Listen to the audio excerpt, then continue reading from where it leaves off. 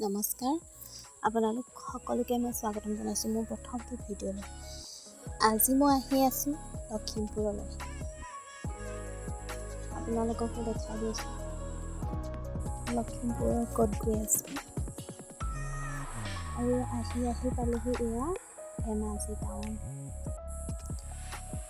ধেমাজিত হয়তো বৰষুণ দিছিলে চাগে, ৰাস্তাবোৰৰ অলপ পানী জমা হৈ আছে অ'ত-ত'ত।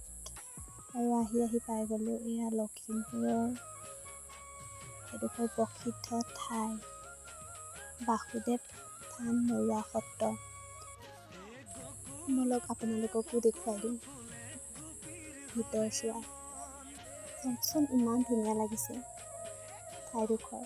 আৰু আমি আহি পাই গ'লোহি এয়া সত্ৰৰ ভিতৰ ভাগ। চাওকচোন ভক্তৰ আগমন, সকলোৱে হয়তো কিবা নহয় কিবা এটা মনত আশা লৈ এই থানভাগলৈ আহে। চাওকচোন ভিতৰ ভাগ ইমান ধুনীয়াকৈ পৰিপাটি কৰি থৈছে। এতিয়া আমি আহিছোঁ বন্তি জ্বলাবলৈ, কাৰণ ভিতৰত বন্তি জ্বলালে যিহেতু লেতেৰা হয়, সেইকাৰণে বন্তি জ্বলোৱা গৃহ আছে, তাত আমি বন্তি জ্বলাইছোঁ। চাওকচোন ইমান ধুনীয়াকৈ পকাৰে বনাই দিছে বন্তি জ্বলাবৰ কাৰণে, দেখিয়ে ভাল লাগিছে কিবা এটা। ময়ো মোৰ মনৰ আশাবোৰ পূৰণ হওক বুলি ভাবি ময়ো শলা জ্বলাইছোঁ। বাসুদেৱৰ যি মূল থান আছে, তাত যিহেতু ভিডিঅ' কৰিব নিদিয়ে, এয়া মই লাইন পাতি আছোঁ সেৱা ল'বৰ কাৰণে।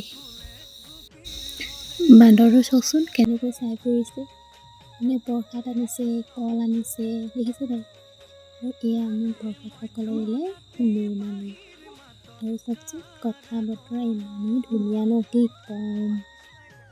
মৰাণৰ পৰা যিহেতু যথেষ্ট দূৰ হয়, সেইকাৰণে আমি সোনকালে উভতি আহিবলগীয়া হয়।